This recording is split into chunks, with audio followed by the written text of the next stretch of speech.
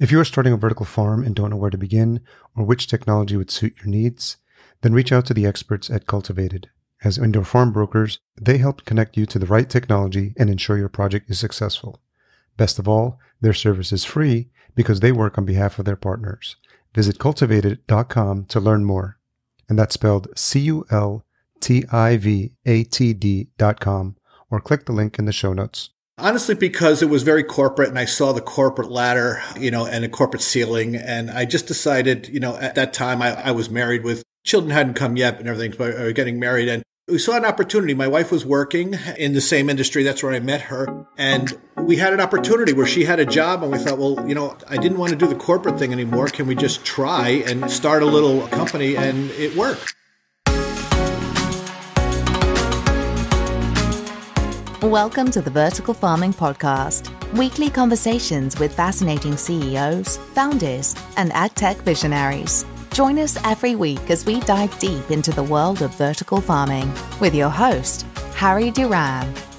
Vertical Farming Podcast, Season 5. Welcome back. First-time listeners, you are in the right place if you're looking for a show where we speak to fascinating CEOs and founders of the leading vertical farming companies from around the world. I'm your host, Harry Duran. In case you missed last week's episode, we spoke to Stephen Eves, the CEO and founder of VoltServer. And Stephen joined the show to share over 20 years of experience in the energy industry, his passion for doing things that have never done before, and why and how he ended up being an expert in battery management, power electronics, and energy infrastructure. He has 15 patents issued or pending related to energy storage and power conversion. As you might imagine, we geeked out a lot about electricity and power and the need for that in the vertical farming industry. We talk about the origin story of VoltServer and the technology behind digital electricity. I had the pleasure of meeting Stephen at Indoor Ag Tech NYC last week. I met Stephen and his brother James, had a blast. I'll be talking more about the event, and to be honest, so excited with the opportunities that happened as a result of Indoor AgCon NYC. So shout out to them for partnering with me, and probably lined up close to 20 new interviews. So it's going to be interesting. I got to get everything in order and do my outreach, but I'm really excited about the opportunities that are there to tell those stories. This week, we keep the stories going with Brian Sullivan, the CEO of Indoor AgCon. Speaking of conferences, I was at Indoor AgCon in Las Vegas, my first vertical farming conference, and I really had a blast, and I'm sure I'll be making it out there next year.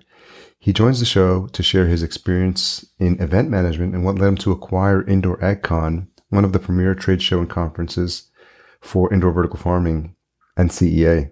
In this episode, we discuss the highs and lows of the events industry, the resilience Brian showed through the course of a pandemic, and the importance Brian places on problem solving and fostering a familial-type culture among his team. Very interested to have this conversation, as I wanted to know what it is that he saw in terms of the opportunities in this industry, and the conversation does not disappoint. This episode is brought to you by the Vertical Farming Weekly Newsletter. Each week, our team member Noah brings you the latest and greatest in the world of vertical farming. It's also how you're notified when new episodes are available, so please sign up today at verticalfarmingweekly.com. If you enjoyed this episode or past episodes, I'd love it if you leave a rating and a review at ratethispodcast.com/VFB. I'd love to read yours out next. The show has been growing steadily, but I want to make a heartfelt request to you as the listener. If this is a new show for you, or if you are a longtime listener, if you're getting value from these episodes, one of the best ways to increase the listenership of a show is when someone who is listening to the show currently recommends it to a friend. So if you are in this space and you're getting value, I'd love it if you just recommend it to one person this week. Vertical Farming Podcast. We love to see those listenership numbers grow over the course of the weeks and the months, and I appreciate your help in getting us there. Okay, let's jump into this conversation with Brian Sullivan. So Brian Sullivan, CEO of Indoor AgCon, thank you so much for joining me on the Vertical Farming Podcast. Yeah, great to see you today. A special shout out to Suzanne from Indoor AgCon who connected us. I was able to attend my first Indoor AgCon at my first vertical farming conference ever in Las Vegas. And I'm pretty new to the space, started the show in 2020, but it was a really fun experience. And then we were chatting because we were doing a little bit of sponsorship with the event. And I'm always interested in, as regular listeners will know, in origin stories. And I thought, well, let's get Brian on and let's see how this all got started. But maybe for the benefit of the listener, where's home for you right now? Well, first of all, you mentioned Suzanne Pruitt, so I just have to say, Suzanne, the best thing she does is tell me no. And so it's great. She really kind of keeps a guide on us embedded in the industry. So it's really good. But my origin is I've been a special event producer for many years, and I live in Trumbull, Connecticut, I'm about halfway between New York City and Boston. So we're in and out of those cities quite often. I know of Trumbull. I grew up in Yonkers, so home is Minneapolis now, but I grew up in Yonkers, New York, so I'm very familiar with the Northeast. You're right. That was right down the street. I can actually be on 42nd Street in an hour, so it's we go through Yonkers to get there. So it's I love it. Yeah, and the beauty of that corridor is the train system, like the Metro North commuter railroad train. You don't have to live in the city to have the city within, to your point, an hour's reach away. And so it's really nice between Connecticut and upstate New York. Yeah, 1 hour to 42nd Street. I can take a 10-minute drive to Fairfield, Connecticut, get on the train, and then if you get the express trains, you can get a local, which will take you longer, but in 1 hour, you can be on 42nd Street. Literally in Times, a couple blocks away is Times Square, and you're really sitting in the heart of Manhattan. Did you grow up in Connecticut? I did. My parents were born one street apart from each other in Bridgeport, Connecticut, and they moved to Trumbull, Connecticut. And I am from a large family. I'm number 5 of 8 kids. So we do big golf outings and things that we call dozens of cousins because we literally have dozens of cousins. And so where I was brought up is really only about a mile away from me, and all my family is in and around here. We've all kind of left and come back, but somehow we've all ended up, back very close. Do you remember the first time or your first foray into New York City? I do. That's when I was in my 16, 17, 18 years old, and I'm not sure we tell those stories in public anymore. So, because the pack I ran with. I say that because I grew up in Yonkers, and for those who don't know, there's the 5 boroughs. There's Manhattan, which everyone is most familiar with, and then you have the Bronx. And then once you leave the Bronx, you're in Yonkers, so it's the first city outside of Manhattan. So New York City was my backyard, and I was just like, there's parts of Yonkers is very hilly, so there's parts of Yonkers where you can see New York City, you can see the skyline. And so it was beckoning to me. And I do remember, like, always, as soon as I got my driver's license, I was like, I have to go check it out. And the trains make it easy too. So it energetically, it was just a fun experience. And I remember the feeling, and I still love big cities. I've lived in LA as well. There's something about stepping into New York City where you feel like the pulse and the energy of the city, which I really enjoy. It's the same story, Harry, that I had. I'm a little further away on it, but the excitement of going into the city and being a part of the beating heart was always kind of a thrill. You would go in, hang out, and actually it could be home before morning at times. So yeah. So, before the sun came up, sometimes. What's funny about that railroad system, the Metro North, is the last one out of Grand Central is midnight or 1. And if you missed it, you'd have to hang out in Grand Central until 6 a.m. And they didn't have Uber back in those days. Just very expensive cabs. Yes, exactly. Oh, too funny. So how did you get into the events business? Is that something that you studied in college? I'm curious about how that started. I literally tripped and fell. I was in a position that I wasn't happy with, and I was working for a manufacturing organization, and I was in customer service, and I really just wasn't happy. And a headhunter called me, and it was a little unusual because he was an engineering headhunter. And I said, for me, engineering, I'm not that much. He goes, no, I got this thing that I want you to go and check out. And I came in, and he said, I want you to interview for this organization called Connor's Exhibition Group and everything. I said, well, I don't know anything about it. He goes, just go.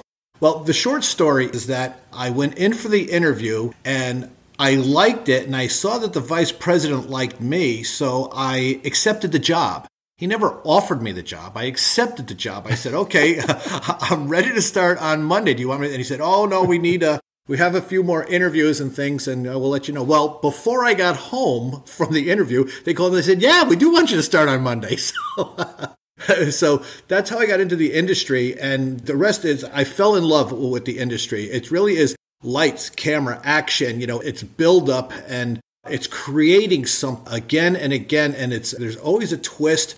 There's always excitement, and there's, business is transacted there. So I've seen companies that have started with a widget get sold for millions and millions of dollars, and, companies that may have not made it, on it. So it's exciting. We're in Las Vegas with Indoor AgCon, but I've done events in New York, Chicago, Miami, across Singapore. We even did Indoor Ag in Singapore 1 year. So every city is different, and it's not like throwing a birthday party at Chuck E. Cheese or something like that where you just call up and get there's a lot of details that go into it. And, the devil is in the details, but if you know those details and get through them, it's a great, great environment. So I'm curious, Brian, when you got that job, that was your first foray into the event space. How many years passed, or what was the path for you to start to figure out, that this is something you wanted to do on your own, start your own company and start to, sponsor and throw your own events?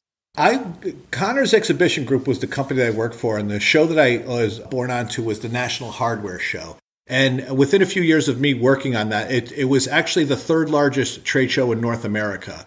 So I got a lot of experience on it, and I worked for them. They were purchased by the Reed Exhibition Group. But then I left. I started there in 1988, and I left in 1994, honestly, because it was very corporate, and I saw the corporate ladder, and the corporate ceiling. And I just decided, at that time, I was married with children hadn't come yet and everything, but I was getting married. And we saw an opportunity. My wife was working in the same industry. That's where I met her. And we had an opportunity where she had a job, and we thought, well, I didn't want to do the corporate thing anymore. Can we just try and start a little company? And it worked. I left and started contracting to help organizations do things. And we launched a couple of shows and things, some that worked and some that didn't. But, that's the education of entrepreneurship. And eventually it worked for us to have contracts and then launch trade shows. I've worked in the gourmet food industry in the trade show event. We did an event. One of the first successes I had was we launched an event called SATCON, SATCON, which was Satellite Application Technology. So, they say this isn't rocket science. Well, this was rocket science, honestly. And it turned into a great event. It was satellite communications, but the biggest thing that hit it back then was, government and broadcasters. So we actually morphed it from satellites into a broadcasting show at the Javits Center in New York City. And that's where we held it. And eventually we sold it to NAB, the National Association of Broadcasters. Oh, yeah. Yeah, I've been there as well. They're an enormous organization. And it still exists. The name has changed. I think they call it NAB East now. And it's the largest broadcasting event on the East Coast right now. Of course, in the country, they own the largest one in Vegas. So it's been exciting. It's been, a great education because, as I mentioned earlier, putting on a good event is a lot of details on it. There's a lot of things you have to make sure, lights, camera, action, signs, registration. Everybody's name has to be spelled correctly and registered. And, the building has to be right. Hotel rooms it's a separate business just to make sure everybody can get a hotel room or, that I'm kind of a stickler at times on times for conferences. If we say we're going to start at 9, I'll give you till 9:03. Everything. But to the same thing, I'm checking mics at 7 a.m. because something's going to go wrong between 7 a.m. and 9 a.m. and you better be ready for it. So but check the mics at 7 and things to be sure everything's ready so that you can handle, what's going on. It's, again, the details for a good conference and a good trade show. There's a lot of them, and you don't just do it in, people think, oh, you take all year to do this? Yeah, we do take all year to do this. For the one coming up, we're sold beyond where we were just a couple of months ago with the event and things. So there's a lot of activities and things that have to happen. So how many would you estimate events you've put on since you started your own company? I lost count, Harry. I lost count. I have some friends in the industry, and we were trying to come up with that number, and we couldn't. So we were even just trying to figure out how many times we've been to Vegas alone, and we couldn't come up with a number just the times we've been in. Because there are times that I've been into Vegas at events. Some people go once or twice in their life. There's times that we're going, 6 or 8 times a year. And there are times, being from New York, if you have meetings that I've literally numerous times gotten on a plane in the morning, fly out to Vegas, have a meeting, have dinner, have a breakfast meeting, and fly home, not even on the ground 24 hours. So we basically fly. My kids say, Dad, you flew to Vegas for dinner? And you turn around and you think, well, yeah, I did. Yeah. The good thing about Vegas is there's always a ton of cheap flights in and out. So. Well, with the price of oil these days, that's it's starting to go up. So, but there's. So I'm really curious, Brian, with all your experience and all the events you've put on, and we'll dive a little bit deeper into Indoor Icon, but can you tell a story about, we'll do both sides. First is one that didn't go so well. You don't have to get into specifics if you don't want to, but I'm just curious because and it's all about ups and downs, in business. And I'm wondering if there's one that comes to mind and it didn't go well and what happened. I'll do two quick ones if it's okay. I'll do first. There was one. Yeah. We were doing the International Fancy Food Show in San Francisco. And if you know San Francisco at all, the Moscone Center is on, I think it's on 4th Street or whatever it is on. And we were using both sides of the street. And a protest started and I was on a TV camera, got caught, talking to an 8-foot tall goose in the middle of the street because they were protesting goose liver pate. And there I was on the TV trying to do it. They had some validations and stuff. We took it, but being on TV on it. And, but then there was another one. I can remember we were in Vegas putting on a show and we needed to get a jet onto the show floor. It was a brand new Raytheon. Wow. At that time, it was $12 million. So it has to fly into McCarran, which is Harry Reid now. God. They have to defuel it, and then they have to get a special tug, as they call, and tug it up the street to get it to the convention center.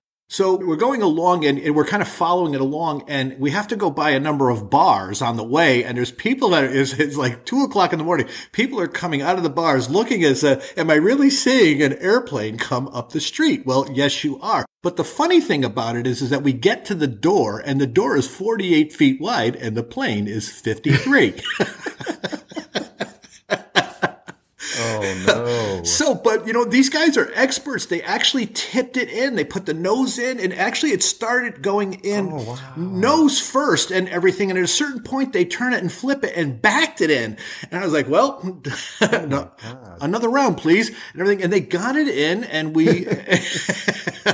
and it was great. It was wonderful. There's, all kinds of stories, some good, some bad, and things, because you can't put thousands of people together and have everybody happy. We try, but there's medical issues that pop and things that happen on show floors. So you have to be ready, at all times. And there's sometimes you never know what's going to happen and things, you have to have medics there because, people even, from, a scratch with a Band-Aid to more severe things that have happened. I think so, but it's, allergic reactions or accidents or heart attacks, epileptic seizures. Yeah. Cause we did gaming shows and the flashing lights will react on folks. I think so. There's a lot of things that have happened, but the stories for me, it's fun. I can't see myself ever doing anything else on it. So it's, it gets in your blood and it's a lot of fun producing events. And the team that I work with, we mentioned Suzanne Pruitt. There's another person, a woman who just called me while we were on, Dawn Jeffrey. She's an expert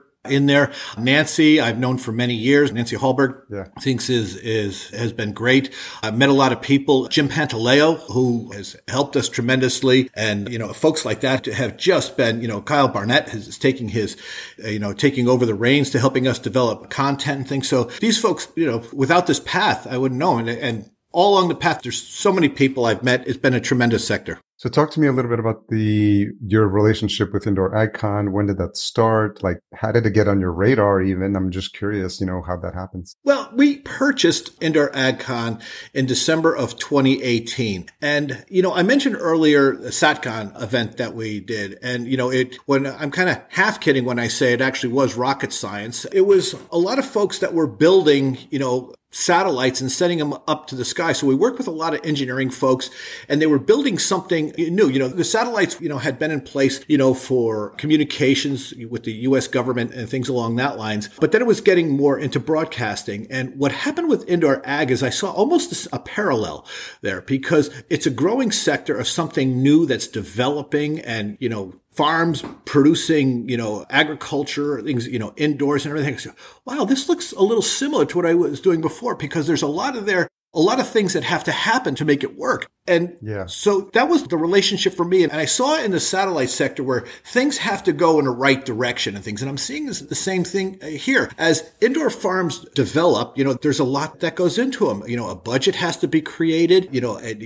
I almost look at it as train cars. They have to be lined up correctly and all going in the same direction, because if one is off kilter, well, that's going to be a problem on there. Everything from, the building itself, whether it's a greenhouse or, an old warehouse that you're converting, from substrates to seeds to watering to, Sure. what product are you going to produce? Who are you going to sell it to on it? And so all of that has to be developed into a plan, including pricing and cost and everything. And so all of those items have to be developed into a plan before you go. Well, you might be able to jump in somewhere in between, but, entrepreneurship is really evaluating the risk or taking an opportunity. But things have to line up and all happen in the right direction for success. How much has this been a learning experience for you about the vertical farming industry? A lot.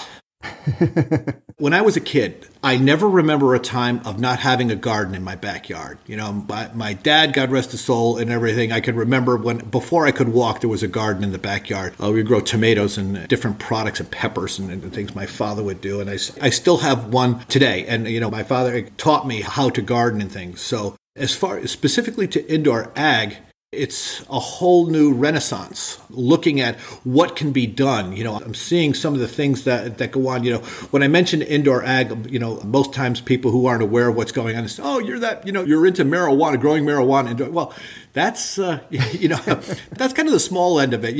Not everybody is into marijuana, but everybody's into eating. So that's why we kind of watch it. So to see what's happening and the way the trays and the rolls and just thinking of a warehouse filled with farms and, farming things and the way it can grow indoors and, sustainability and the cheer of local and fresh that folks want. This is the indoor ag is answering an awful lot of questions, and help a lot of folks.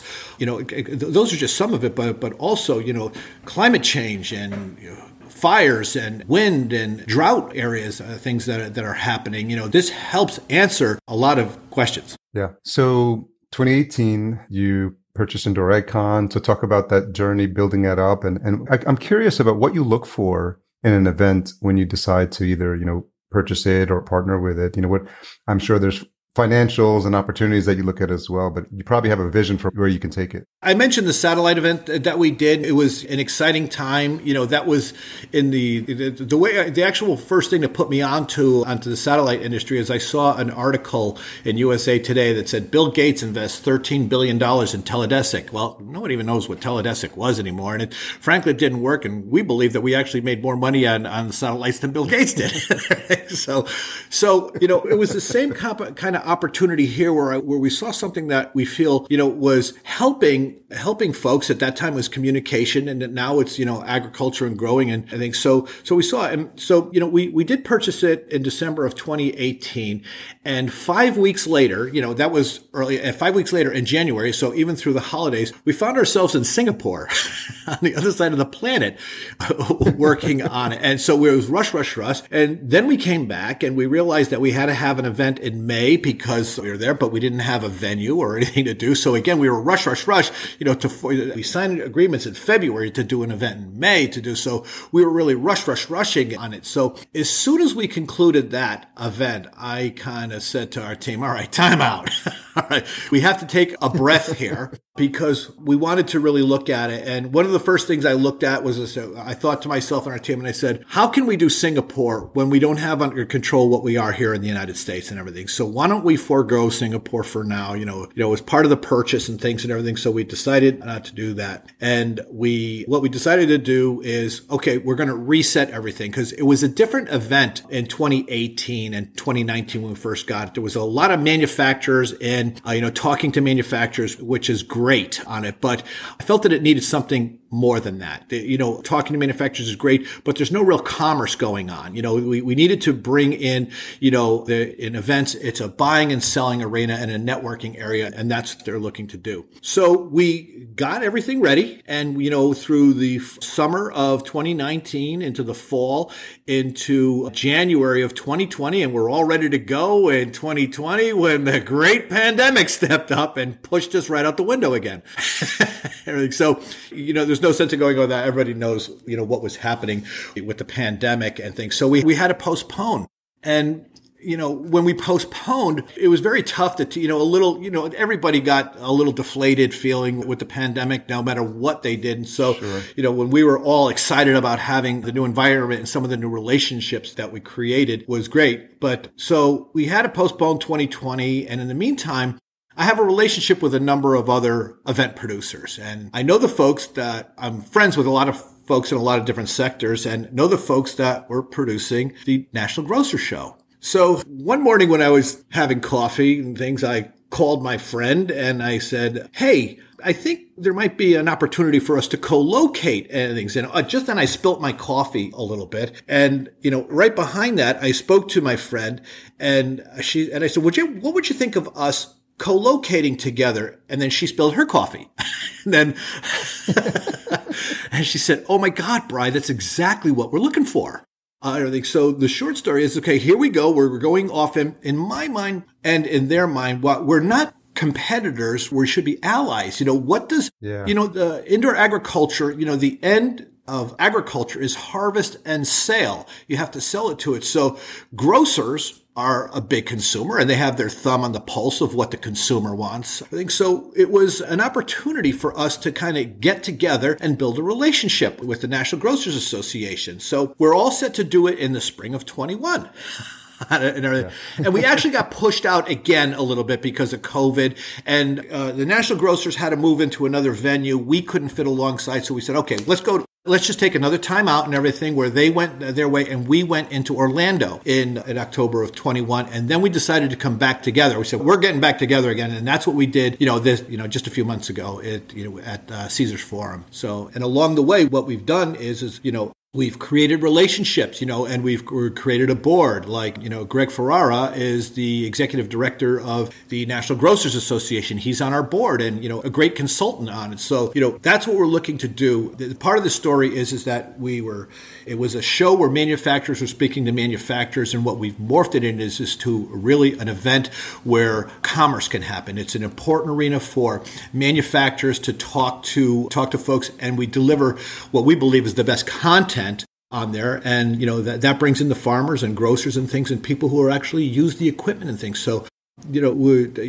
it's worked. We were talking earlier about my dad and farming and that kind of thing. But what I am here is I'm not, someone who's in agriculture deeply and things. I'm an event person who understands it and does things. And our charge is to bring the buyers, sellers together to network and find out what went right. But most of the time, finding out what went wrong is more important than what went right. And where's the money? Department of Agriculture, are they giving out money? Is it going to the indoor forks, or are they going to the traditional farmers and things? So there's a lot of these questions and answers, and folks coming in, and whether they own a farm or they're looking to start one or things, they need the answers. And we believe we're the de facto arena right now to come in and learn and see and put everything together to make it happen. Yeah. You mentioned the bringing people onto the board. Is that one aspect of, in your prior experience with events, that's important in terms of having those subject matter experts, those leaders of the industry to provide that sounding board for you when you create these types of events? 100%. I mentioned Greg Ferrara. There's other folks from other sectors that we've been working with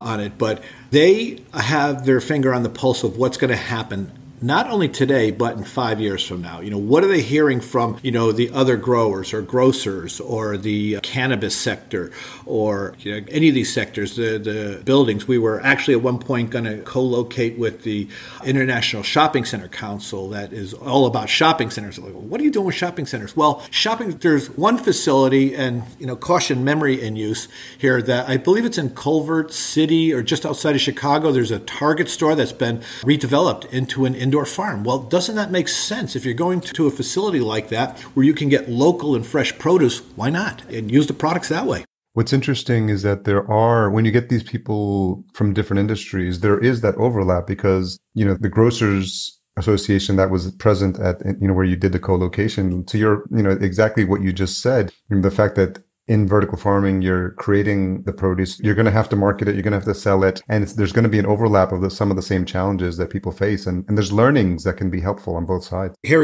that gets to what I mentioned earlier. It's like a train and a bunch of cars. They have to be loaded and set correctly. You can't have the caboose out front or it's going off the track. And so, if you're building a farm, in my mind, is, where do you start? Do you start at building it or do you start on who your customer is going to be?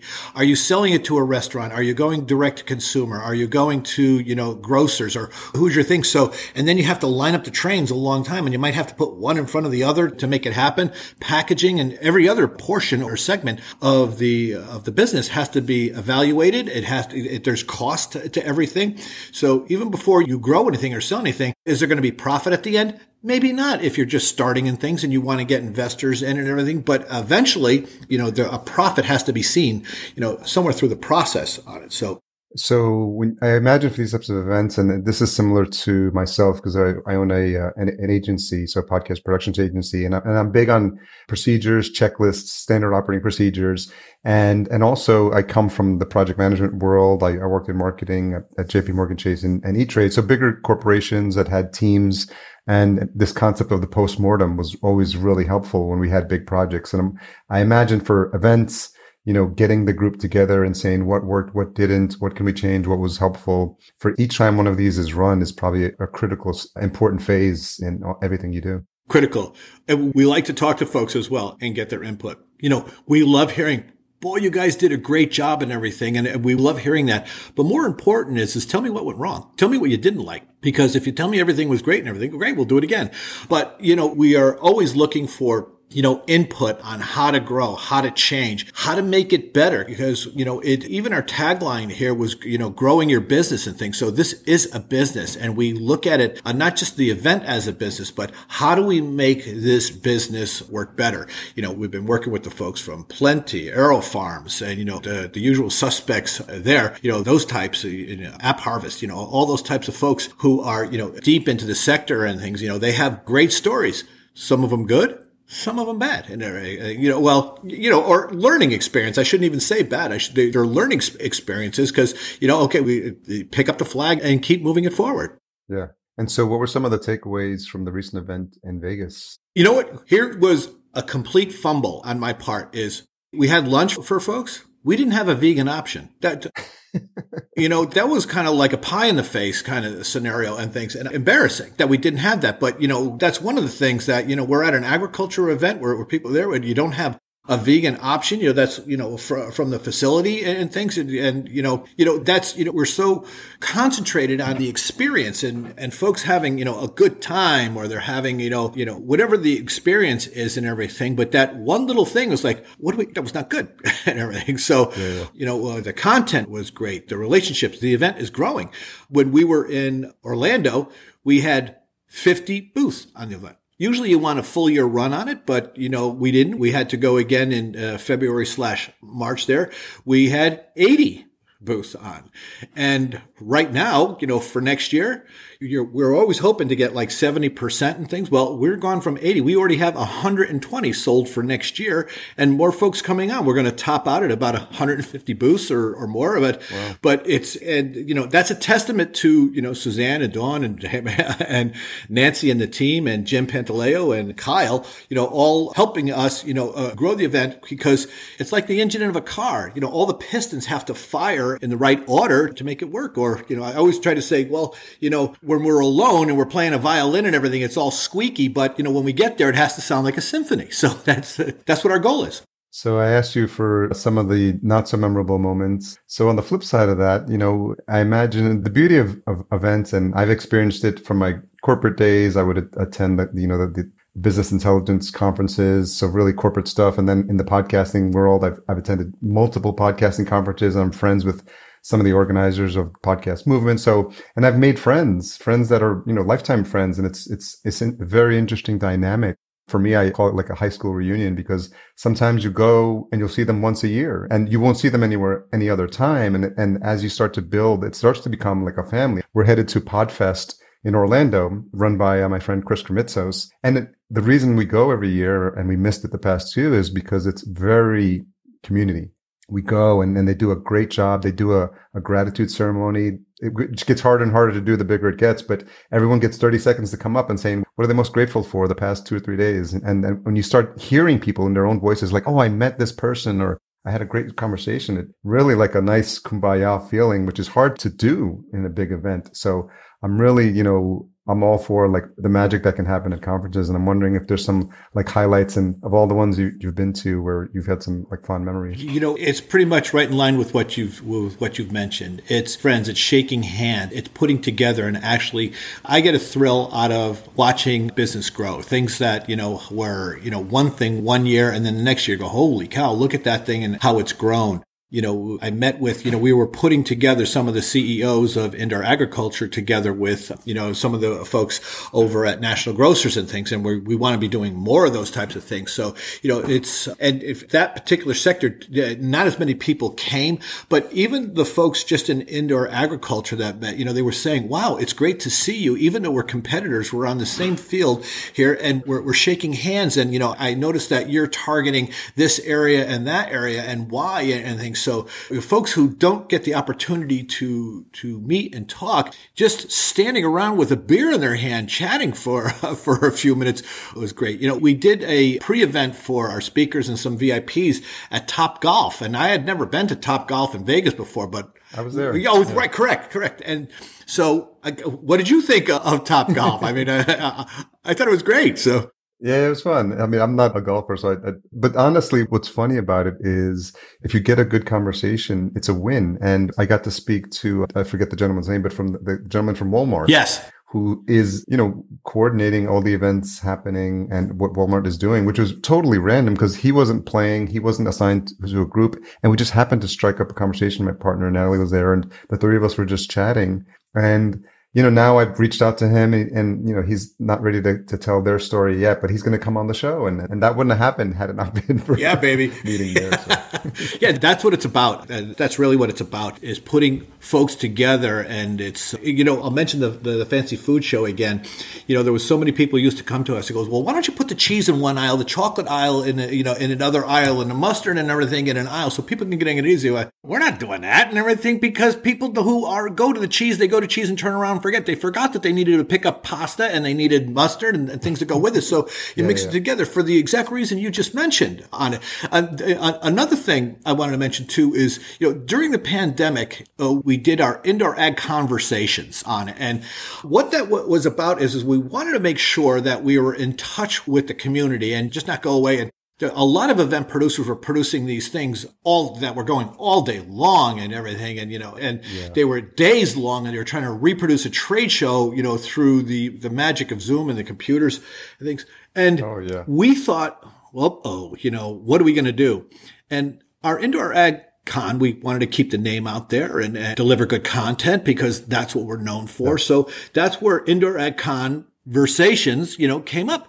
I think so. They were an hour long. We typically started at 2:00 in the afternoon, and we started at 2:00. When we said 2:00, bam, off we go. And at 2:45, we're messaging folks that are speaking, saying, okay, it is now time for questions for 15 minutes. 15 minutes at 3:00, we're going, because the people's time is valuable on it. And it worked great. We're getting all kind of accolades. That's starting up again. I think we're going to have one on June 1st is coming up. So our conversations, because people enjoyed it. 1 hour of in-depth, concentrated information delivered in an hour and things, so that you can get on, get off. It's not going to take your whole day and just block the time for that particular hour and go. And then you have the rest of the day to yourself. So, folks loved it.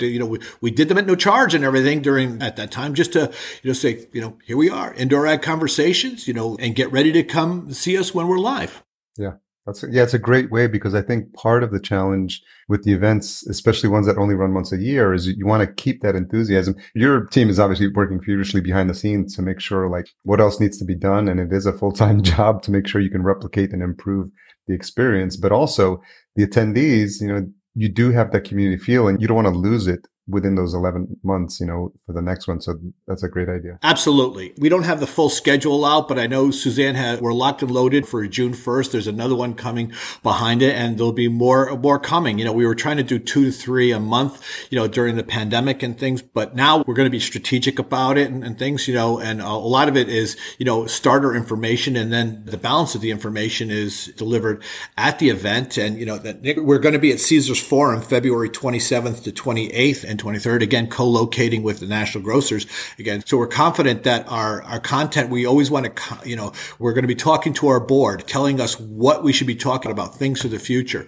converting that into a program, then getting folks to speak against the program and things in multiple rooms and things. So there's a lot of exciting things that we're getting ready, and, a lot of new things that, I like to do things that I call them head turners. I think that going with national grocers was a head turner. People like, okay, people do events within their own sector and it's about this and everything. Well, sure. Well, what does that mean? How does that work? It sounds really, so, and it worked really well. So that's why we're going to do it again, this year, and then we'll look beyond. I'll reach out to Suzanne for my other passion, which started way before podcasting, is DJing. So, well, maybe we can do there you go. Yeah, we're in for that.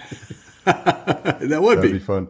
So, Brian, I do want to I'd be remiss, I think, if I didn't ask you about the pandemic, especially since you're in the event space. And when you think about industries that were the hardest hit, hospitality, and live events is literally right up there. So, without going too far down the rabbit hole, I'm just curious what, when you look back at it, because it's easier to do that now, 2020, hindsight is 2020. What did that experience teach you, or what did you learn in terms of like resilience? And it's probably not something that anyone was prepared for by any means, but, how did you as a leader, work through that, what you pull from, and, what are your takeaways now that it's been like 2 years past? I wasn't a Boy Scout, but their motto is be prepared things. And it's very difficult to be prepared for something like a pandemic on it. And, look, I feel for restaurants and airlines and hotels. You feel a lot, for what they all went through and things. But frankly, our industry was even more than that. We were not allowed to meet at all, zero. So it was a full break stop on it. I remember on Friday the 13th, I was on the phone with the mayor's office of San Diego because we had an event coming up the 23rd to the 27th. So in 2 weeks. And, the mayor's office said to me boldly and frankly at that point, "Brother, there's no more conversation. You're not getting the building," and everything. So now we had all kinds of things already on the way. So we had to stop trucks and turn trucks around things. So a full stop, no business, complete stop to zero. The thought process was, well, maybe in April we can pick this back up in June, July, August, September. And the clock just kept on ticking and things. So, you have to be nimble. There's two things I say to our team at times. It's, if we run into a problem, it's not the problem. It's how you resolve it and get on the other side. And that was conversations.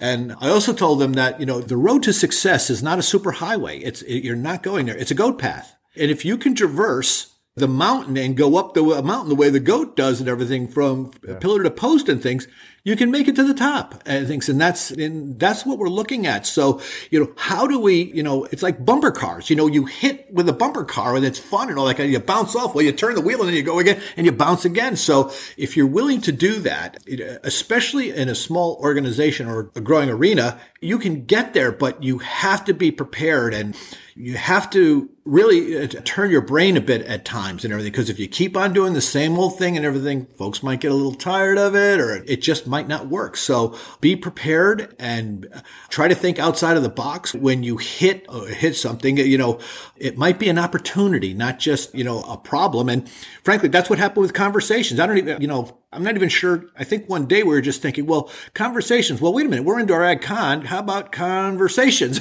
and things and everything?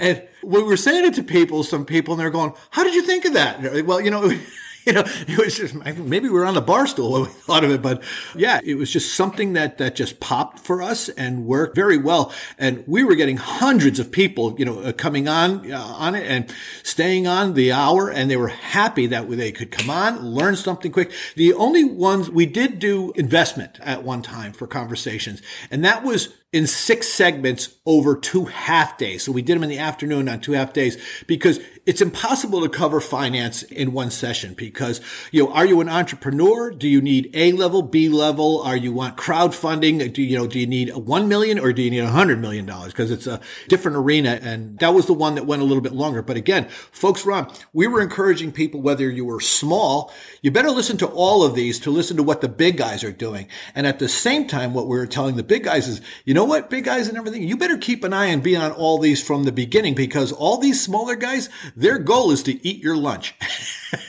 So it's easier if it's plainly stated that this is the arena and how business in the world happens. And it's the same thing in indoor agriculture. That there's going to be folks that invest and make it. There's going to be some, though, and that might be, acquired or not make it as so well. And again, I believe some of the best learning moments are when things go wrong. Yeah, well said. And I mentioned it to Suzanne, but I'll have a follow-up, because if you're not doing it already, make sure you get those out in public in a podcast format as well, because you've already created the content. And the beauty of podcasts is you can listen to them on the go. You don't have to be in front of a screen. You can listen to them, pause whenever you want to. So repurpose that content. Make sure you've created it once, it's adding value, and just make sure you get it out there far and wide. Let's find a way for work together here, Harry. Yeah. So where did you learn this resilience, Brian? I think it was from my older brother. Okay. No, because I come from a very close family, and there's a lot of things that happens in everyone's life. I have success and tragedy in my life, just like everybody. So I think part of it is understanding things and shouldering things. From a big supportive family, and we kind of work together. If somebody needs an assistance, if we think of it as like lifting a table, if it starts to slip on one side, we kind of roll over and help each other. Again, I have a family that's unbelievable that have helped me in times of trouble and things. So it's really, finding a way to get to the other side and trying to think outside of the box. When you hit the wall, back up a little bit, take another look at it, and maybe you have to go a little bit to the right or the left and then move forward, because there's, a lot of T's in the road and everything. Do you go left or you go right and things? Sounds like the Jet story from the beginning. At 2 o'clock in the morning, when the jet won't go through the door, the show must go on. But the other thing that comes to mind is this idea of you having the supportive family. And I think inherently what you've done through your organizations and through your businesses, and you create a family yourself, and Indoor AgCon is its own family. And I think that it must permeate, like your experiences with your family are translating into the relationship you have with your team. It's 100%. It is a family. I mentioned Jim and Suzanne and Dawn and Kyle and Nancy and me, and Terry is another person who helping as well. I rely on, earlier today, I was speaking with a friend of mine for 30 years. He is in the event industry, and we're just calling each other, for, frank consultations, or what would you do here? How would you do here? And can we work together? Or, what's new? So, I have, my own family. I have the indoor ag family. I have industry families and things. So it's wonderful. You could probably tell in my tone that this is a sector that I fell into and I love. It's lights, camera, action. There's success, there's failure, and trying to do it right. And I can tell you that next year we will have vegan lunches at San Diego. Vegas? Yeah, it's all a function of like being able to recognize your mistakes and then moving on from them and then just getting better next time. It's not the problem, it's how you handle it. It really, there was an event a couple of weeks ago, and the catering, we were going to have, I think it was a lunch for, oh no, it was a reception. And suddenly we realized that the catering company put on the wrong date. And they said, no, this event is tomorrow. No, it's not.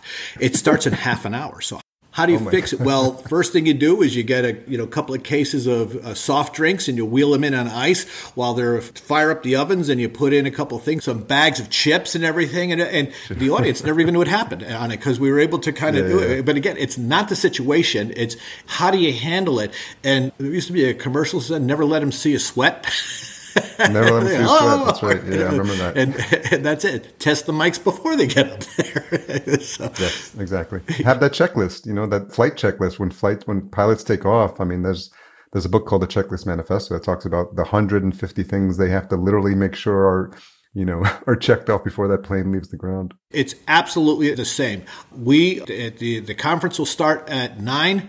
We're there at least by 7, and some of the staff is usually there by 6:15 because the folks are registering, those types of things. We want to make sure that when they walk in, that it's right. People don't want to wait in lines, so you make sure that the badges. Well, here we go. Do you print them out ahead of time? My name is spelled wrong. How do we correct it? Okay, you come over here. All the processes of things, and it's experience. And we have a wonderful, experienced team.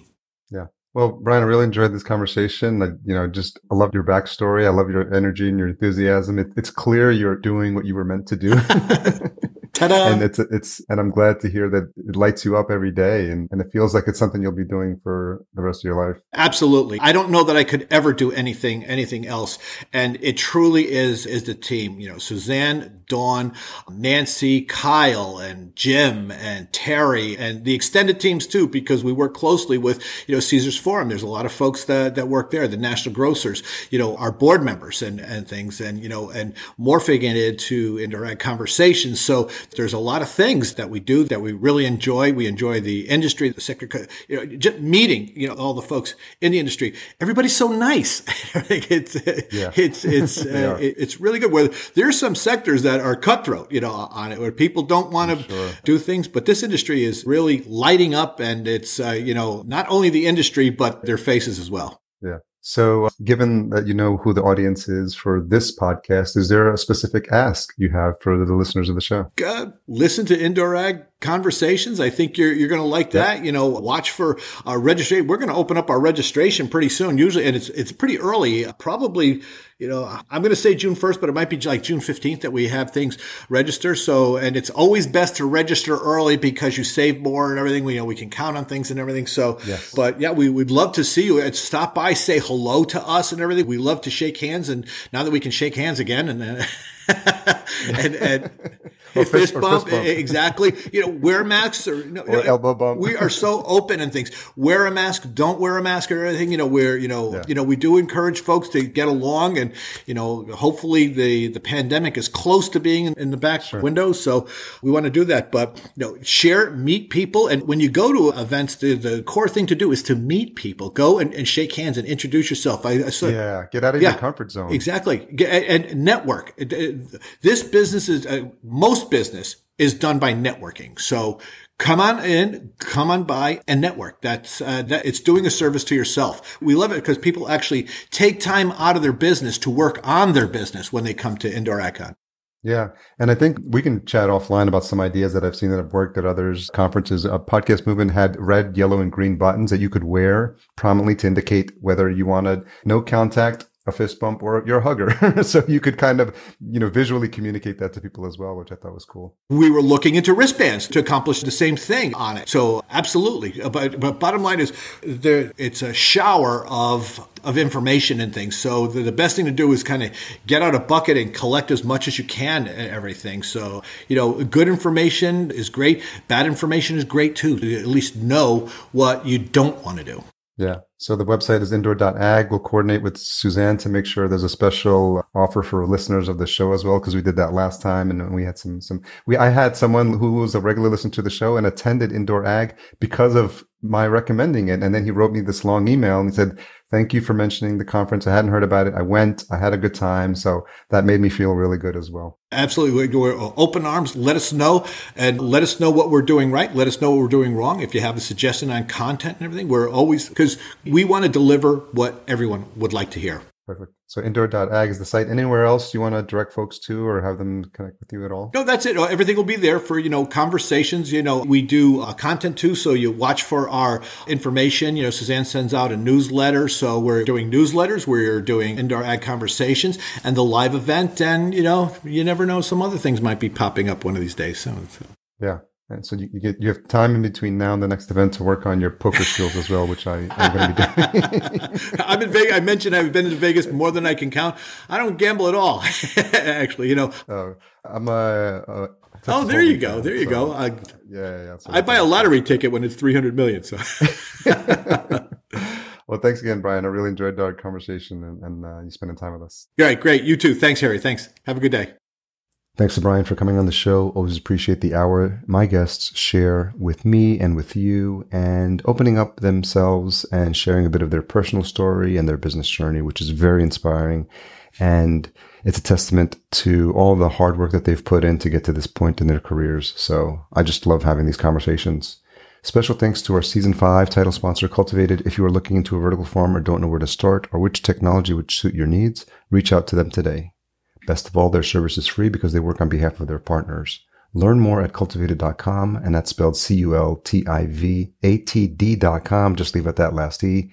And don't forget to tell them Harry sent you. Podcast production and marketing provided by Fullcast. Learn more at fullcast.co. And as a reminder, if you're enjoying this show, leave us a rating and a review at ratethispodcast.com/VFP, and we'll be sure to read that out on a future episode.